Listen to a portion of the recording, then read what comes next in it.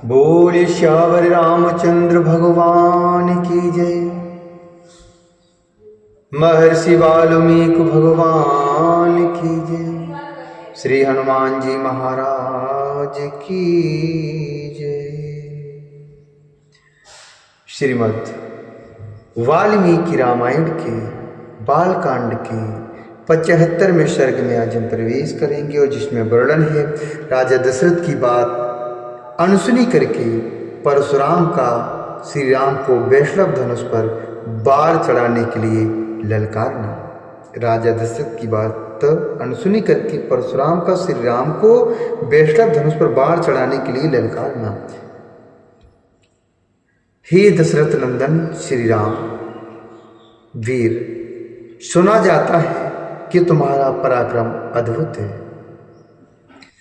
रामदासरथे वीर वीरम ते श्रूयते अद्भुतम धनुषो भेदनम चैव निखिलेनु मया श्रुतम।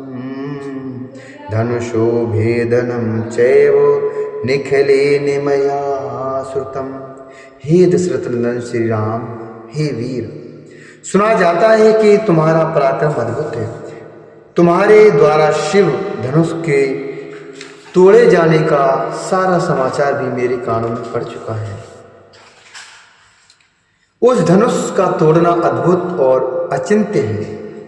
उसके टूटने की बात सुनकर मैं एक दूसरा उत्तम धनुष लेकर आया हूं। यह है वह जमदग्नि कुमार परशुराम का भयंकर और विशाल धनुष। तुम इसे खींचकर इसके ऊपर बाण चढ़ाओ और अपना बल दिखाओ।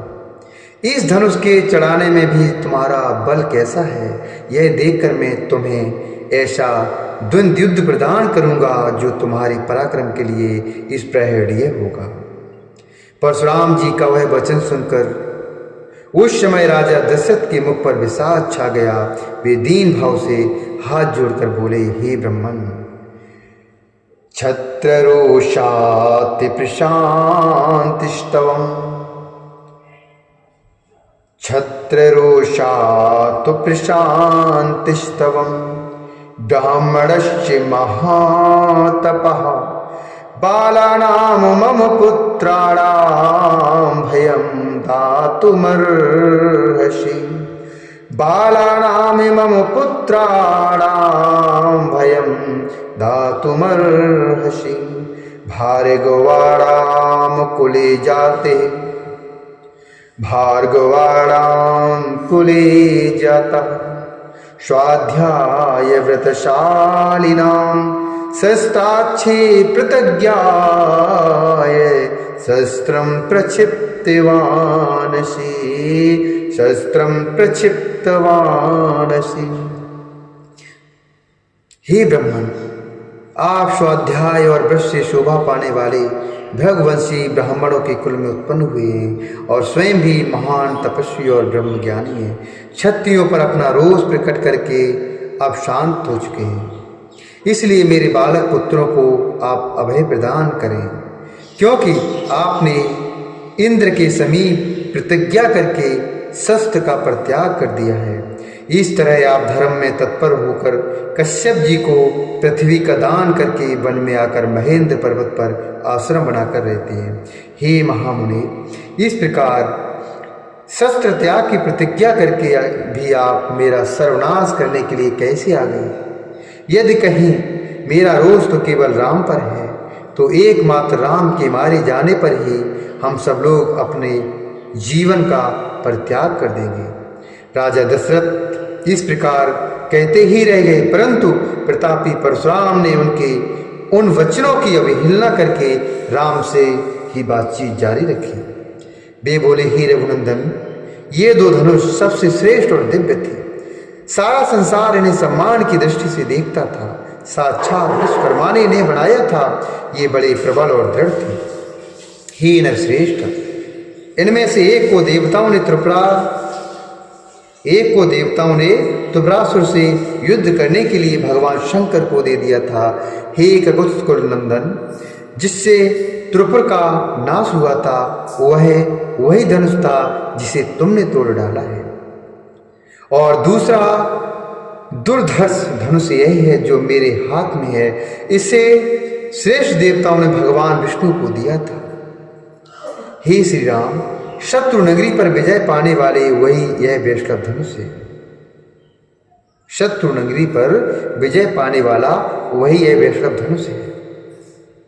हे ककुत्स्थक नंदन, यह भी शिवजी के धनुष के समान ही प्रबल है।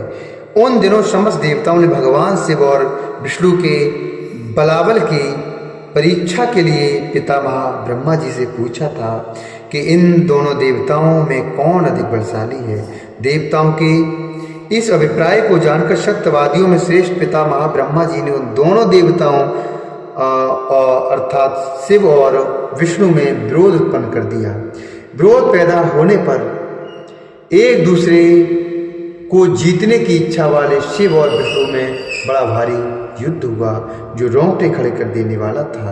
उस समय भगवान विष्णु ने हुंकार मात्र से शिवजी के भयंकर बलशाली धनुष को शिथिल तथा त्रिनेत्रधारी महादेव जी को भी स्तंभित कर दिया। तब ऋषि समूहों तथा चारणों सहित देवताओं ने आकर उन दोनों श्रेष्ठ देवताओं से शांति के लिए याचना की। फिर वे दोनों वहां शांत हो गए।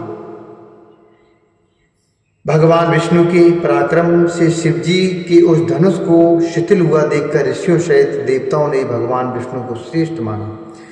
तदंतर कुपित हुए महर्षि रुद्र ने बाण सहित अपना धनुष विदेह देश के राजर्षि देवरात के हाथ में दे दिया। हे श्री राम, शत्रु नगरी पर विजय पाने वाले इस वैष्णव धनुष को भगवान विष्णु ने भृगुवंशी ऋचिक मुनि को उत्तम धरोहर के रूप में दिया था। फिर महातेजस्वी ऋचिक ने प्रतीकार अर्थात प्रतिशोध की भावना से रहित अपने पुत्र एवं मेरे पिता महात्मा जमदग्नि के अधिकार में यह दिव्य धनुष दे दिया। तपोबल से संपन्न मेरे पिता जमदग्नि अस्त्र शस्त्रों का परित्याग करके जब ध्यानस्थ होकर बैठे थे, उस समय प्राकृत बुद्धि का आश्रय लेने वाले कृतवीर कुमार अर्जुन ने उनको मार डाला। पिता के इस अत्यंत भयंकर वध का जो उनके योग नहीं था, समाचार सुनकर मैंने रोष पूर्वक बारंबार उत्पन्न हुए क्षत्रियों का अनेक बार संहार किया। हे श्री राम, फिर सारी पृथ्वी पर अधिकार करके मैंने एक यज्ञ किया और उस यज्ञ के समाप्त होने पर पुण्यकर्मा महात्मा कश्यप को दक्षिणा रूप से यह सारी पृथ्वी दे डाली। पृथ्वी का दान करके मैं महेंद्र पर्वत पर रहने लगा और वहां तपस्या करके तपोबल से संपन्न हुआ। वहां से शिवजी के धनुष के तोड़े जाने का समाचार सुनकर मैं शीघ्रता पूर्वक यहाँ आया हुआ हूँ। हे श्री राम, इस प्रकार यह महान वैष्णव धनुष मेरे पितामहों के अधिकार में रहता चला आया है। अब तुम क्षत्रिय धर्म को सामने रखकर यह उत्तम धनुष हाथ में लो और इस श्रेष्ठ धनुष पर एक ऐसा बाण चढ़ाओ जो शत्रु नगरी पर विजय पाने में समर्थ हो। यदि तुम ऐसा कर सके तो मैं तुम्हें द्वंद्व युद्ध का अवसर दूंगा। इत्यार्थे श्रीमद् रामायणे वाल्मीकि आदि काव्ये बालकांडे पंचसप्तति महासर्गः। इस प्रकार श्री वाल्मीकि निर्मित आस रामायण आदि काव्य के बालकांड में 75वां सर्ग पूरा हुआ। बोल श्यावर रामचंद्र भगवान की जय। महर्षि वाल्मीकि भगवान की